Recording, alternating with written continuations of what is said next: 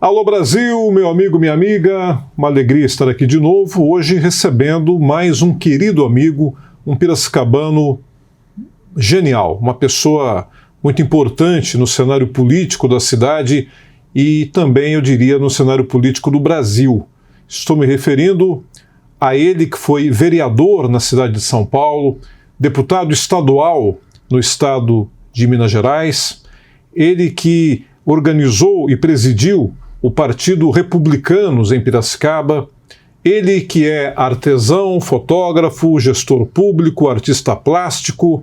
Estou me referindo a Vanderlei Giangrossi, nosso convidado de hoje, para conversar com a gente nesse bate-papo, que eu acho que, acima de tudo, é um bate-papo de esclarecimento, de conhecimento, de prestação de serviço e de lembranças de momentos importantes na história da política brasileira e especialmente da história de nossa Piracicaba. Vanderlei, seja bem-vindo.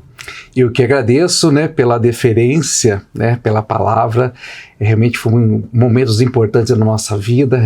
Eu sou muito feliz, em falar que eu sou piracicabano aí, e de repente chegar onde que a gente chegou, ser vereador de São Paulo, deputado estadual por Minas Gerais, conhecer tanta gente importante, e poder participar, poder realmente aqui estar junto com você nesse momento, e trazer um pouquinho dessa lembrança e um pouquinho da nossa história.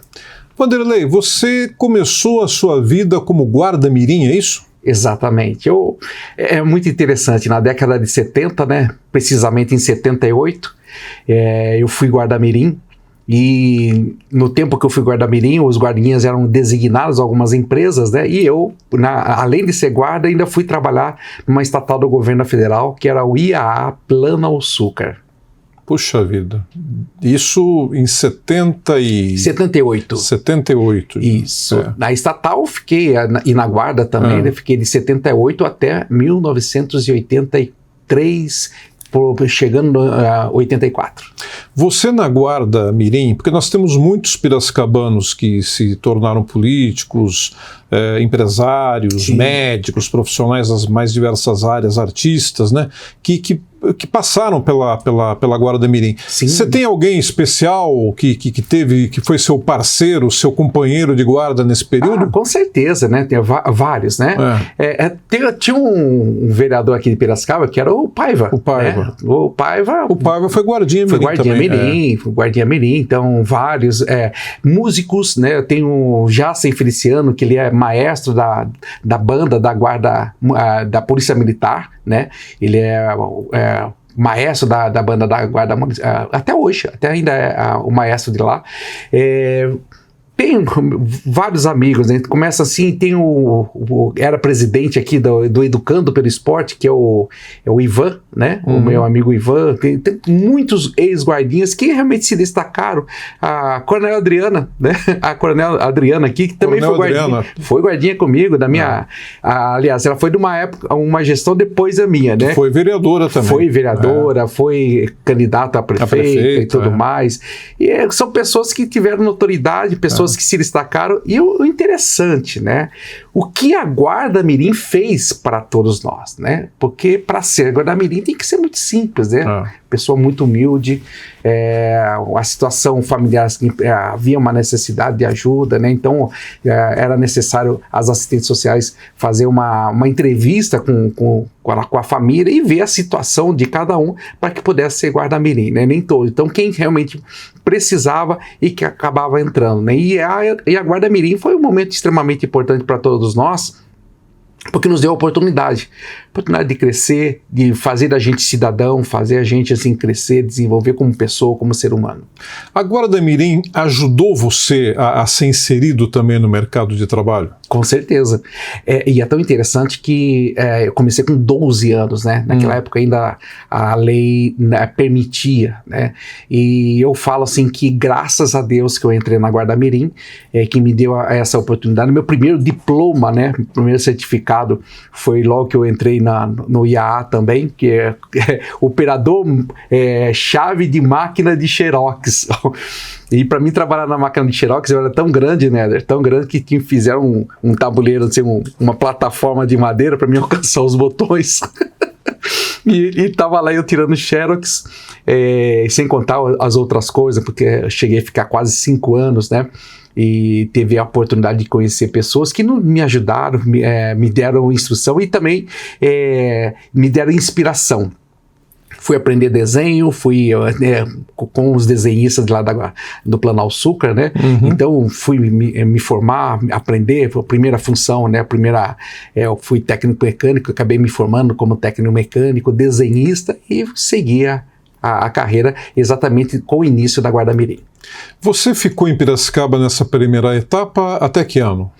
Eu fiquei em Piracicaba até 1996. E depois, São Paulo? São Paulo. São Paulo. Como é que foi a saída para São Paulo? Qual foi o mote da sua ida para São Paulo? Bom, o mote foi... em 92, na verdade, né? Houve uma transformação de vida também, né? Tive um encontro com Jesus, né? Então, me converti. E por conta da igreja, né? A igreja, na verdade, fui pastorear, né? Uhum. De 92, na verdade, de 96 até... um período, né, eu acho que foi quase 2000, estava pastoreando a igreja, e a igreja me designou para São Paulo, né, e ali fui designado para entrar na política, e aí iniciou o trajeto. Você, aliás, esqueci de falar isso, entre tantas coisas que eu falei sobre você no início da entrevista, eu esqueci de me referir ao seu lado de pastor evangélico. Exato. Você é pastor da Igreja Universal. Eu fui pastor da Igreja Universal, nesse período foi todo o tempo como pastor, continuo frequentando a Igreja Universal, né? Mas esse período eu era pastor da Igreja Universal. Pastor da Igreja Universal. Você foi ordenado pastor em 96. 96. Isso em São Paulo? Não, fui ordenado pastor aqui em Piracicaba. Daí, por uma questão de organização da igreja, você foi a São Paulo. Eu passei em alguns municípios, né? Estava no interior de São Paulo e passei aqui na região, passei por Campinas, Paulínia, Cosmópolis, Mogi Guaçu. E Mogi Guaçu foi muito interessante que a igreja entendeu que havia uma necessidade muito grande de lançar candidatos, né, para que pudesse defender, fazer um trabalho, né, se preocupar com o lado espiritual também, defender a população, até porque nós já tínhamos um trabalho extremamente importante voltado à área social, né? Então a gente já desenvolvia trabalhos sociais e a política ia contribuir muito, ia facilitar bastante com os trabalhos sociais que até hoje são desenvolvidos, né? Uhum. Então eu tenho que tirar o chapéu para o trabalho não só da Igreja Universal, mas todas as igrejas que desenvolvem trabalhos sociais voltados à população carente, né? Aos moradores em situação de rua, a pessoa que está em vulnerabilidade, que está em situações de risco. E assim desenvolve um trabalho extremamente importante voltado a essas pessoas. E a gente entendeu que a política ajudaria muito, né? Ia contribuir muito. Então houve essa decisão e acabei indo para São Paulo. Fui um dos escolhidos para ir para São Paulo, até pelas nossas condições, pelos nossos conhecimentos. E acabei ficando em São Paulo e disputei as eleições e tive sucesso. Teve sucesso. Foi um dos mais votados naquele ano para a Câmara de São Paulo. Como é que foi essa passagem sua para a política? A igreja confiou em você a representação dela como um candidato, né, que representasse a igreja. Isso foi no ano 2000? 2000. Do ano 2000. Isso. Vamos trazer um pouco como é que era o perfil da política naquele momento. A prefeita de São Paulo, que ganhou aquela eleição, era Marta Suplicy. Ela foi eleita pelo PT em 2000 e nessa eleição da Marta, você como candidato a vereador foi eleito vereador pelo PL. Pelo PL. Exato. Só para fazer aqui uma análise histórica para o amigo e para a amiga entender o que é a política. O PL em 2000 apoiava o PT. Apoiava o PT. O PL apoiava o PT em 2000. Tanto é que... Já tinha naquela época o Valdemar da Costa Neto... deputado. Dando as cartas no PL. Sim. Valdemar da Costa Neto é eclético pra caramba, ele tá aqui, tá ali, é impressionante, né, rapaz? Exato. Impressionante. Mas vamos lá, vamos falar do que interessa, que é você. Daí você... Eu fui mais votado do PL. Você foi mais votado. Você lembra a votação? Lembro, 32.432 votos, né? Puxa vida. O segundo mais votado do PL teve 20.900 e o terceiro teve 20.400. né?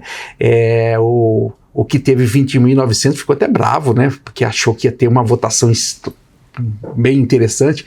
A gente sabia que a diferença de voto poderia ser um pouquinho diferente, né? Eu achava que ia ter um pouco mais de voto, mas nem tanto, né? Tive aí mais de 10 mil votos à frente do segundo, né? Então, foi o 16º mais votado da cidade. Então, naquela época lá, que grandes nomes, né?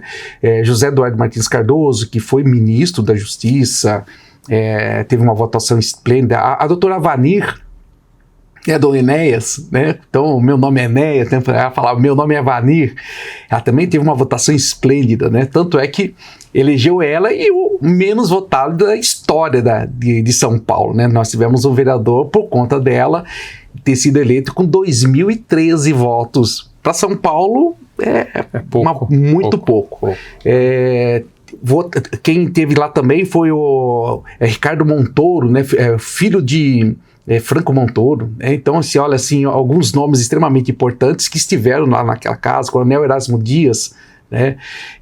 Pessoas com um nome importante, né? Então, eu me senti privilegiado estar junto com aquelas pessoas, e a votação realmente foi extremamente importante, e o mandato foi extremamente importante, né? Então, a gente entrou num momento difícil, com várias CPIs, com cassações, com muitas problemáticas, e não somente este lado, mas também o que representava a cidade de São Paulo, né?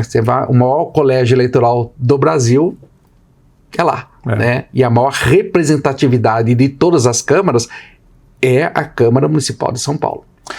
A sua gestão como vereador, essa legislatura ao qual você entrou, foi logo depois, né, daquele processo difícil da Câmara anterior de São Paulo, que teve ali o escândalo da máfia dos fiscais. Exatamente. Época do ex-prefeito saudoso Celso Pita. Exato. Isso? Que deu aquela confusão toda, né, aquela coisa toda. Exatamente. Esse foi um momento extremamente importante, né? A gente vê essa situação, alguns vereadores, né, que acabaram sendo afastados, e a gente olha assim essa situação, e também, por conta disso, a gente acabou enfrentando uma situação muito importante lá, né? Eu fiz um projeto de lei para diminuir a força dos fiscais, né? Então, um projeto de lei que delimitava a situação, que tirava a responsabilidade do fiscal e passava para o superior hierárquico. Quer dizer, foi um projeto que eu apresentei e foi aprovado. Quer dizer, lógico que a classe ficou muito brava comigo, mas a gente apresentou e foi feita essa mudança lá. Apesar da sua representatividade junto à igreja, sim, você fez um mandato bastante eclético, né? Isso é um comentário que se faz até hoje de você, que o seu mandato, obviamente, teve lá a sua ligação com a igreja, mas sim, você foi uma pessoa que não se prendeu apenas à questão religiosa, mas você foi um vereador que se preocupou com todos os meandros da cidade de São Paulo. O que você destaca como importante naquele período em termos de defesa de teses, de projetos? Olha, houve uma situação muito interessante. A gente via uma situação na cidade de São Paulo, uma problemática com o lixo, com essa reciclagem, então havia um problema muito grande.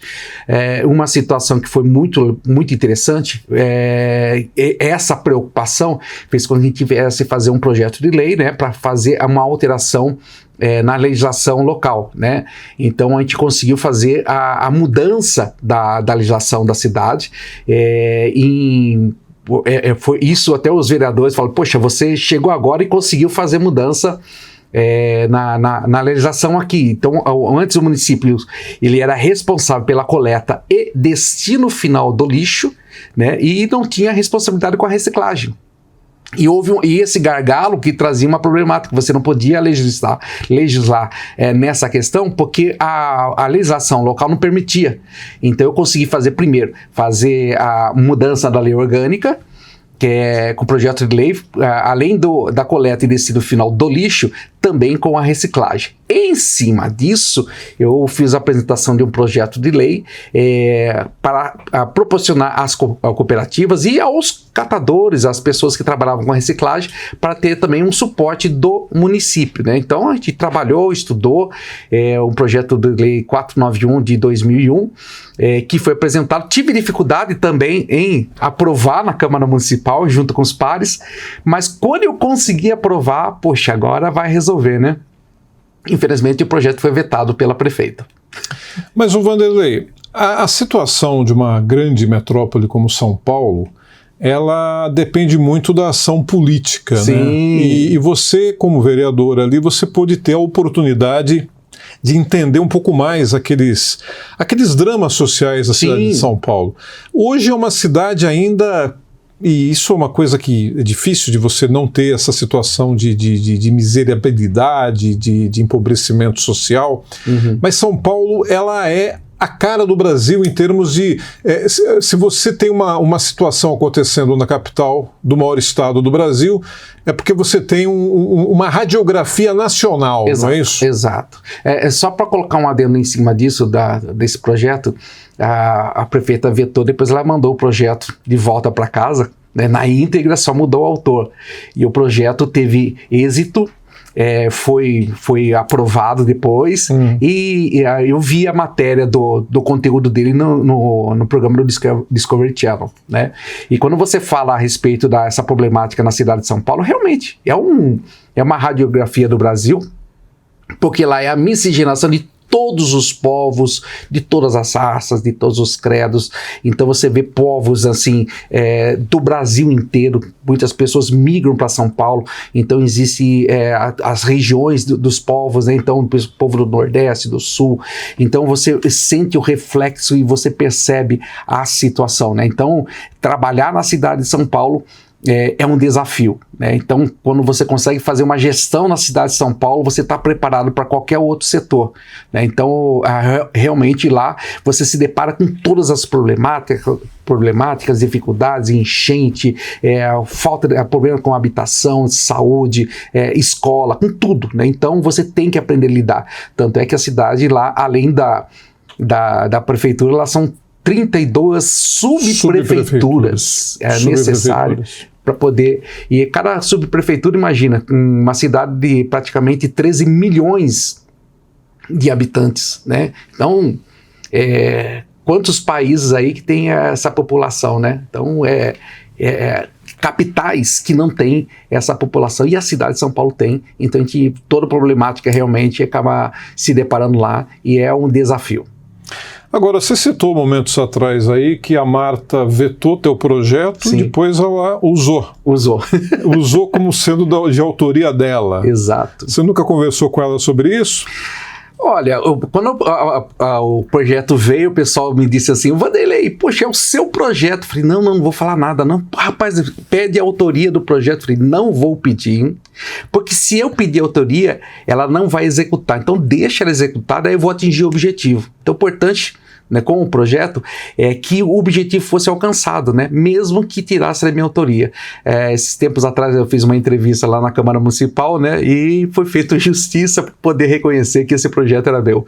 Mas é tão atual o projeto, Néder, que falava sobre a questão de reciclagem, reaproveitamento dos materiais, a forma de se trabalhar, e nós estamos com uma problemática enorme no Brasil, porque agora os lixões vão ser obrigados a acabar, né?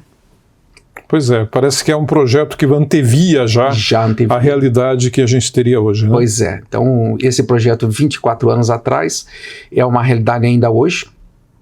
A proposta que foi feita nele, se os municípios não trabalharem com isso, não se envolverem com isso, aonde é que nós vamos jogar o lixo, né? Então o lixo, na verdade, a ideia do lixo é uma proposta onde a gente encontrava ali fontes de energia, fonte de materiais para reaproveitamento, você poder reutilizar tudo.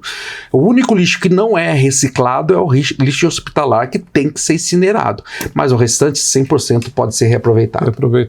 Vanderlei, você foi para Minas Gerais e foi eleito deputado. Como é que foi isso? Como é que você sai da vida pública na capital São Paulo como vereador? No final do mandato se esperava que você fosse disputar a reeleição. Pois é. De repente você vai para uma nova missão política em Belo Horizonte para representar os mineiros na Assembleia Legislativa de Minas Gerais. Exato. Como é que você recebeu essa notícia? Agora a gente quer que você tente ser deputado em Minas. Foi interessante porque estava terminando o meu mandato e esse período foi quando estava nascendo Republicanos. Tá? Não era Republicanos, era PMR, Partido Municipalista Renovador. Né? E eu passei a ajudar a criação do partido. Então eu ajudei a eleição de outros colegas em São Paulo, que foi eleito, e eu fiquei na coordenação também do partido, né? Na coordenação do partido, e daí, como eu estava na coordenação, precisava de alguém para poder representar em Minas Gerais, na Assembleia Legislativa, né? E foi feito, falou assim, Vanderlei, você quer ir, né? Eu preferi, na verdade, ficar lá trabalhando, né? Depois, vai para lá que você vai nos representar. E eu fui para Minas Gerais, Belo Horizonte, porém, eu tive votação em 540 municípios mineiros. De 853, tive voto em 540 municípios. Minas, que é o estado com o maior número de cidades? Maior número de cidades. 853 municípios. Você teve voto em 540 municípios. 540. Isso porque você veio de São Paulo, como vereador em São Paulo, quer dizer... Impressionante, né? Sem conhecer ainda, muitas pessoas sem conhecer, mas mesmo assim, a gente conseguiu fazer um trabalho, eu andei muito. Teve dia que eu chegava lá, andar 2.000 quilômetros no dia para poder visitar as cidades, né? Então, Minas Gerais é muito grande. E quando o mineiro fala, é logo ali, desconfio que é 200, 300, 400 quilômetros. Porque era longe. Ai, meu Deus do céu. Mas, logo ali. Logo ali. Espera que você vai andar bastante. Com certeza. E foi um momento importante, viu? O que você destaca nessa época? O governador era o Aécio. Aécio da Cunha Neves. Você tinha uma boa relação com o Aécio. Excelente. Você foi deputado da base do Aécio? Da base do Aécio. Eu fui eleito pelo PP lá. E eu acabei me tornando presidente de uma comissão efetiva lá na Assembleia de Minas. Eu fui presidente da Comissão de Políticas Agropecuária e Agroindustrial, né? Então eu passei a militar numa área extremamente importante do Estado, que é a aptidão do Estado, né? Então, a gente assumiu, consegui, com alguns outros deputados que estavam com a gente conseguiu fazer um trabalho extremamente interessante, junto com a própria comissão, e dar um destaque muito importante, né? A gente conseguiu lutar muito pelos problemática do agronegócio mineiro, né? Trabalhamos para ajudar os produtores de café que estavam endividados, os produtores de queijo, esse destaque no cenário nacional, que assim, ele é patrimônio, né? Não é cultural, né, mas é um patrimônio do Brasil, o queijo mineiro, né? E entender como é a produção, fui visitar as fazendas, produtores de leite, fui entender também todo o agronegócio, né, a produção as pastagens e outros produtos que existiam lá, né? Fui compreender muita coisa e a gente conseguiu abrir o leque, abrir a porta para o diálogo com todos e conseguir resolver muitos problemas para o Estado, né? Então a gente conseguiu viabilizar as situações dos produtores e trazer desenvolvimento, ajudar no desenvolvimento do agro no estado de Minas Gerais. E isso trouxe uma grande parceria com a Secretaria de Agricultura, com os setores do agronegócio, né? Então a gente conseguiu fazer um link muito importante e trazer bastante resultado. Que legal, que bom, que bom. Puxa vida. E o Aécio sempre com você ali, você defendeu ali bastante posicionamentos importantes para o desenvolvimento de Minas. Foi um bom governo do Aécio naquele ano. Foi um bom governo. Que período que foi esse? Foi de 2007 a 2011, a eleição 2006. A gente participou assumi-se no mês de fevereiro, né? Então, de fevereiro de 2007 até fevereiro de 2011 foi o período do mandato.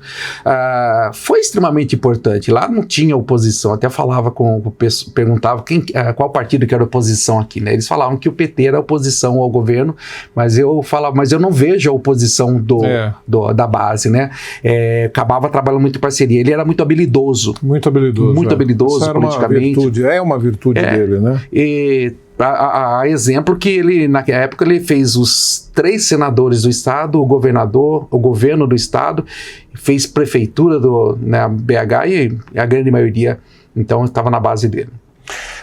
Depois da sua missão em Minas, você voltou para o estado de São Paulo, em Ribeirão Preto. Ribeirão Preto para ser secretário. Eu fui, na verdade, ia ser secretário, né? A proposta para mim lá, por conta da experiência que eu tive, ia ser secretário de Agricultura, mas como ainda não existia a Secretaria de Agricultura, a prefeita na época, que era Darcy Vera, né, eu acabei indo para a Secretaria de Assistência Social como diretor administrativo, né, fiquei como diretor administrativo lá, participando, e um outro setor extremamente interessante, como eu saí do agronegócio, da agricultura, né, todo esse setor, e para assistência social, né, também faz parte da gente, né? Isso está dentro da gente já desde lá de trás, um exemplo dos trabalhos que a gente desenvolve até os dias de hoje, porque aqui em Piracicaba eu acabei me tornando presidente do Comitê Pop Rua, onde a gente trabalhava com políticas públicas voltadas aos moradores em situação de rua aqui. Então deu-se início, eu não sei como que está hoje, mas a gente deu início aos programas, e lá os trabalhos que eram desenvolvidos, né, a experiência que trouxe de lá também, né, o trabalho com os moradores, com as crianças, com período contraturno, então a gente conseguiu desenvolver muita coisa interessante lá, né? Então o trabalho lá, ele era bem mais avançado, então a experiência, eu gostaria de poder aplicar aqui, né? Mas... Você voltou daí para Piracicaba em que ano, Vanderlei? 2014. Voltou para a terra natal, depois de tanta luta política em capital São Paulo, Minas Gerais, Ribeirão Preto, voltou aqui para Piracicaba para organizar o Partido Republicano. Exato. Partido do governador Tarcísio de Freitas, partido que com você cresceu e muito aqui na cidade de Piracicaba. Como é que você analisa essa obra sua partidária? Porque o Vanderlei, vocês estão vendo aí que ele teve e tem, né, uma atuação muito ampla na política, né? Você tem experiências, deputado, vereador, experiências na área do executivo também, quer dizer, de repente você foi para comandar um partido, não apenas presidir, mas estruturar esse partido em Piracicaba, né? Não só em Piracicaba, mas na região também. Na região toda também, um trabalho regional. Exato. Tá. Primeiro fiquei na região de Campinas, ajudando a estruturar a região de Campinas, depois fui designado para ficar na região de Piracicaba, então a gente conseguiu rodar todos os municípios, estruturar o partido em todos os municípios aqui da região, né? Aqui a gente olha assim na região metropolitana, foi extremamente importante porque a gente conseguiu ampliar o número de vereadores na época, né? Conseguiu fortalecer o partido. Aqui em Piracicaba mesmo, em 2016, o partido saiu com chapa única, conseguiu fazer 2 vereadores, né? 2020, a mesma coisa, conseguimos permanecer os 2 vereadores, quase fizemos 3, faltou poucos, 180 votos para fazer 3 vereadores. E agora fizemos novamente 2 vereadores, quer dizer, então ele sempre manteve crescendo. Antigamente, historicamente, era apenas um vereador e fazia vereador com coligação, né? Então não com a base apenas do partido, né? E dessa aí, desde 2016, tem sido feito chapa pura e conseguindo ampliar, né?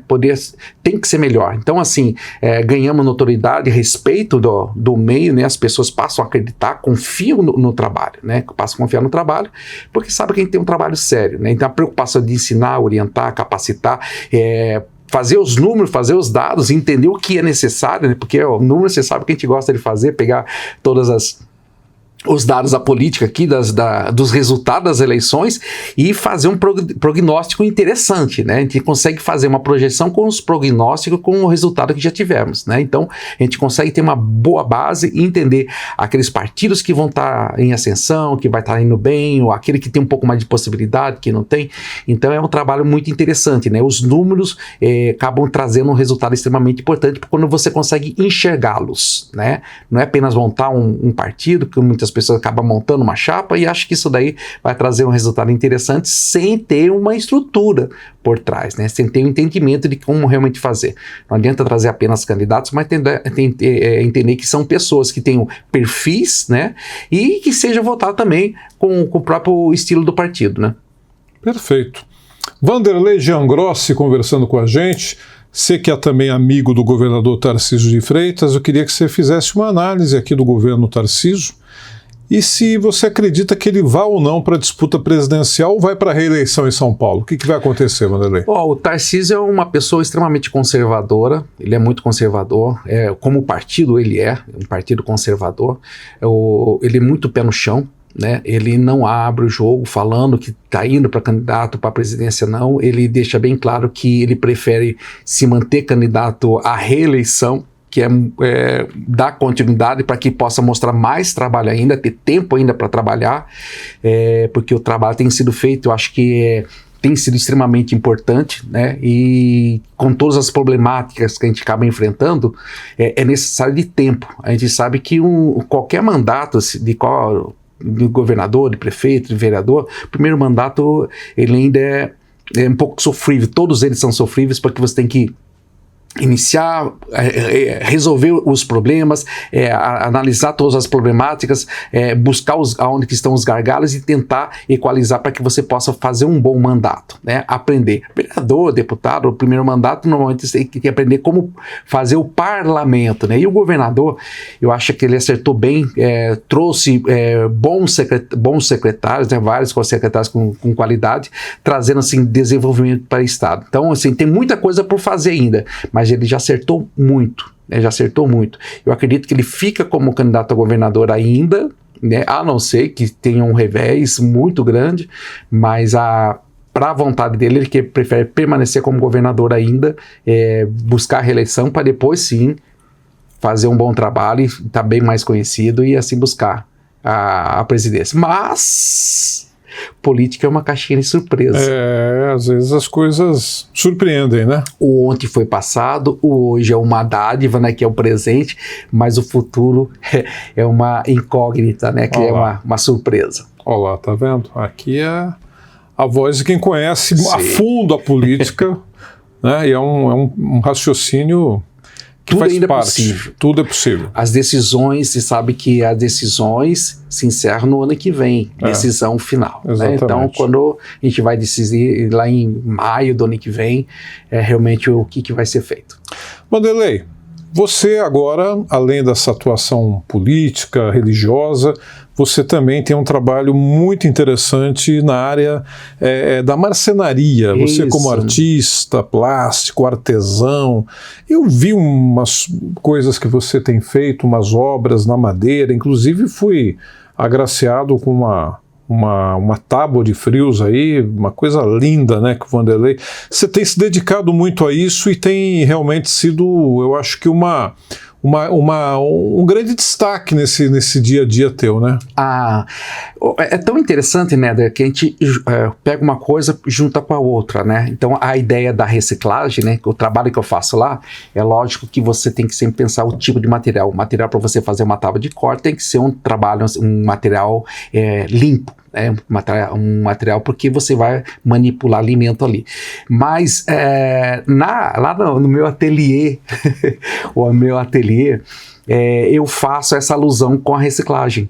Né? Então eu gosto de trabalhar com materiais de descarte, a maioria dos materiais acaba sendo de descarte, pallets e outras mais, e fazer obras, né?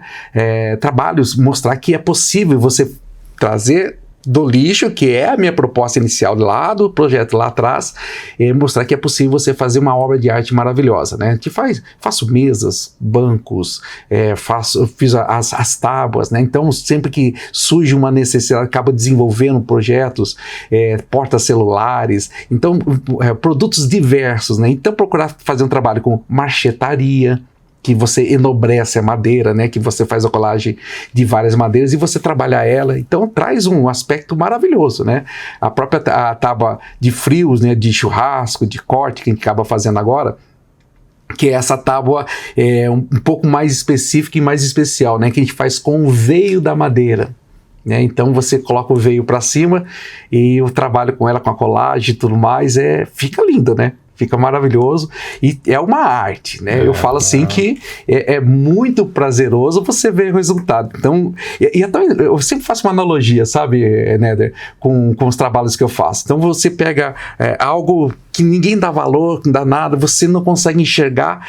Eu escutei sempre uma palavra, quando aquilo que para algumas pessoas é lixo, que não vale nada, tem potencial. Tem um potencial maravilhoso. Então eu consigo ver na madeira um potencial maravilhoso. E eu faço analogia para a nossa vida. Tem muitas pessoas que as pessoas não dão valor para elas. E eu olho aquilo da mesma forma. Tem gente que não vê nada, mas eu consigo ver o valor que ela tem. Tem pessoas que têm um potencial tremendo, mas as pessoas não conseguem enxergar o que ela tem dentro dela. A madeira é exatamente isso. Por fora você vê lá uma casca feia, ver uma coisa bruta, uma coisa assim sem vida, mas a hora que você trabalha a madeira, sabe trabalhar ela, você consegue trazer assim aquilo que ela tem de bonito, aquilo que realmente ela enobrece, e aquilo que está dentro dela é tão nobre, que as pessoas muitas vezes não conseguem enxergar, porque a pessoa só consegue olhar para o exterior. Né? E às vezes não consegue ver o potencial, a capacidade, aquilo que a pessoa consegue enxergar. Então muitas vezes as pessoas são desvalorizadas e ficam até desmotivadas por conta disso, e sabendo que ali tem um valor tremendo e são muito mal aproveitadas. Perfeito. É uma análise real, bonita análise. Bacana. Vanderlei, obrigado. Eu agradeço. Uma alegria, viu? Poder ter você aqui com a gente, que seja muitas outras vezes que a gente esteja aqui, né? Com certeza. Seja a primeira de muitas, se bem que você já teve outras vezes aqui comigo. Sim. Mas é sempre uma alegria poder refazer as nossas conversas, colocar em dia os assuntos. Exato. E hoje falando um pouco mais a respeito da sua trajetória, que é uma trajetória que orgulha Piracicaba, que orgulha o Brasil, mas especialmente orgulha Piracicaba, porque você é uma pessoa que tem uma história como guardinha mirim, e foi aí um representante, ainda é um representante da política nacional, como vereador na maior capital brasileira, né, na maior cidade da América Latina, São Paulo, deputado em Minas Gerais, enfim, um homem evangélico, pastor, um artista, uma pessoa que não se descuida de olhar para o próximo e de lutar por um país cada vez melhor. Exato. Grande abraço, viu? Eu que agradeço. E o senso de justiça que permaneça dentro da gente. Que permaneça. Sempre. É o que vale, né? Com certeza. Grande abraço a todos. Abraço, Vanderlei Giangrossi. Vamos mantendo aqui o contato, meu amigo, minha amiga. A gente volta na próxima semana com mais um Super Néder especial para você que nos acompanha aqui na tela da TV O Democrata no YouTube. Estamos com você. E não se esqueça, todos os sábados tem uma edição nova de O Democrata para você. Tem o telefone na tela para você pedir o seu exemplar, receber no seu WhatsApp todas as manhãs de sábado. Fique ligado, fique ligada, até a próxima.